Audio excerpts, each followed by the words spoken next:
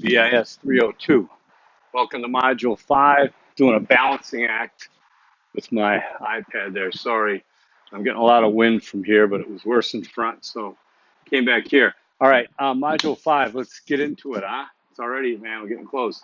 So we got about, 18 days to go, including today, so 17.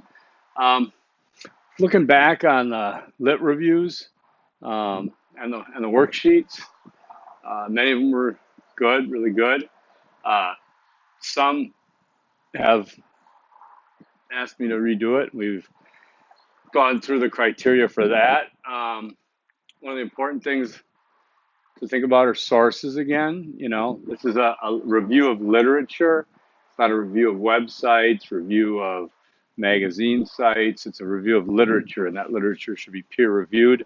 I think overwhelmingly most of us are getting beyond this now and ready to take the next step. Um, Through the one thing to remember consistently and continuously here is the no I, me, my. Okay, stay away from that. We've talked about it. Gosh, I hope that thing doesn't slide off. Um, okay, so just wanted to talk about some of the worksheets real quick, like the 4, 5, and methods, because some people are, most people are getting it. This is what? Let me hear you in the back. Quantitative survey, right? It's not a qualitative case study. It's not a design and descriptive design. It's not grounded theory. It's not any of those things. I did not approve, to my knowledge. I am getting up there. I don't remember things. But to my knowledge, I approved no qualitative and I approved nothing outside a survey because this is what the hand we're dealt with here for a number of reasons.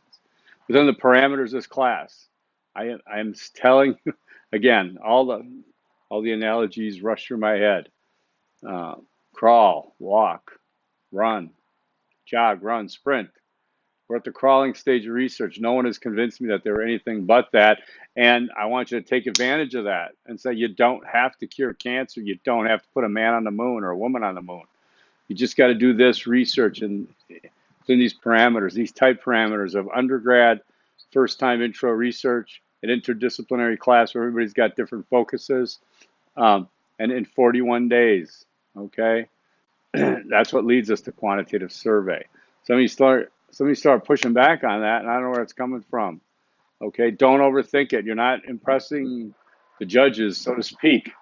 Stick with it. All right, and then when you're ready, do it. I think you look at this like if you were a first year medical school student, right? You're like, all right, let me at that, man. I'm gonna, today we're gonna learn a little bit more about advanced anatomy. Oh no, no, I want to get in there and I want to perform heart surgery. See, no, you don't want to perform heart surgery yet, okay? All right. There's a lot of great ideas out there in terms of research that you have. A lot of them are doable under the right conditions, okay? Some of you might require a $5,000 grant or whatever, but it's at least advanced research. So I've cautioned people to take down the ambitiousness, okay? I hate to say that because it sounds ridiculous, but I want to keep it realistic. There's no shame in humility in this area to move through accordingly.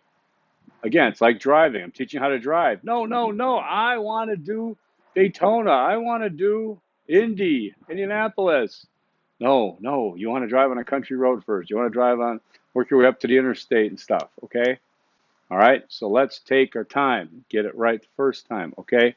You're making it, trust me. Well, anyways. Okay.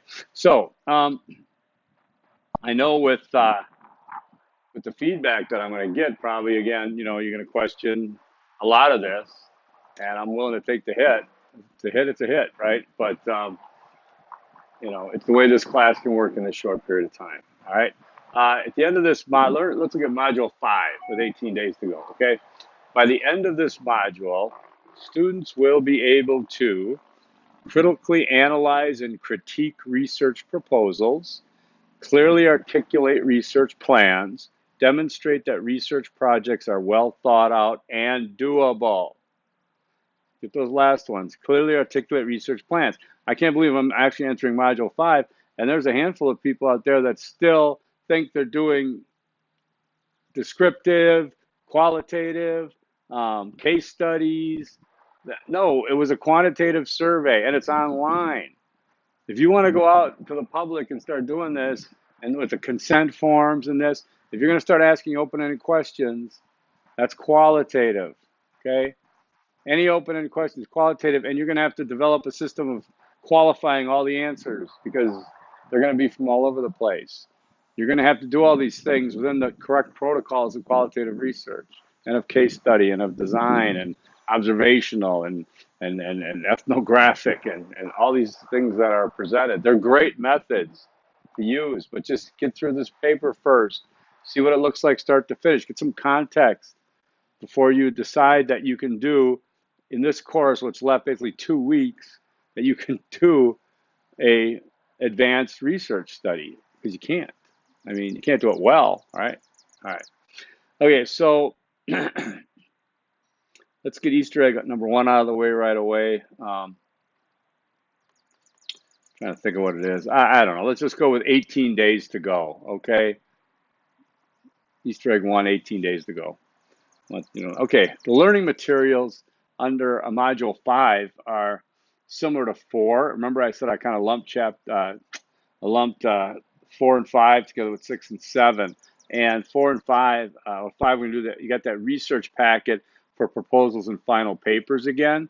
Take a look at that and understand what is part of the proposal. There's a rubric in there, a list in there. It's highlighted in yellow what goes in the proposal. Not anything else goes in the proposal, okay? Don't start adding about data collection because you haven't done anything, all right? It should be pretty clear. You're looking again at sample informed consent forms. Remember that Easter egg from last week? We don't need any, right? Because this course is anonymous survey, right? And if you go off of that and try to do something, then yeah, you got consent forms and you got a handful of issues there, okay? The proposal rubric is in there. It's worth 150 points again.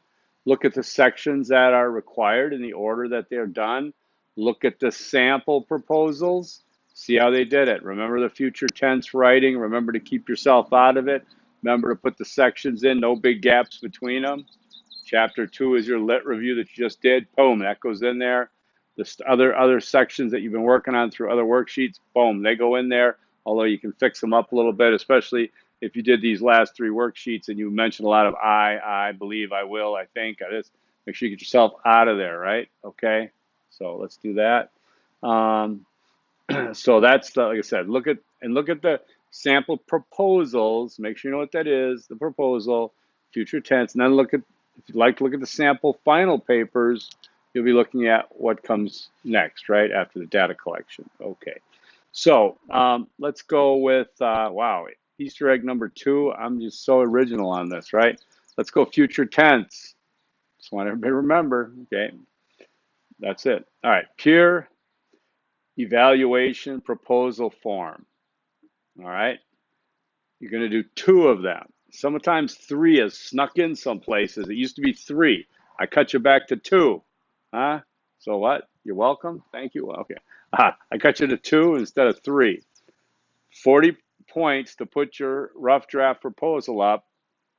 40 more points if you do 2 peer evaluation proposal forms. Okay, which means you're going to help critique other people's proposals. Be sure that you know what you're talking about when you tell them, okay? Because if you're telling them that, if somebody's telling you, hey, your data collection isn't in here and all this other stuff, but you know that that's not part of the proposal, and hey, don't worry about it. Trust your gut, okay?